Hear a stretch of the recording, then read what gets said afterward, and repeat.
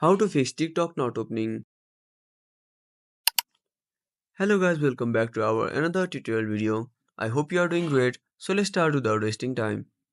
First of all, open up your Play Store. Now tap on the search bar and type TikTok. Again, tap on the search button. Now tap on TikTok. Now make sure you have updated to the latest version. Now go back to your home screen. Now keep holding the TikTok icon and tap on app info.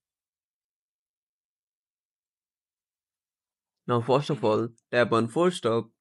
Again, tap on force stop.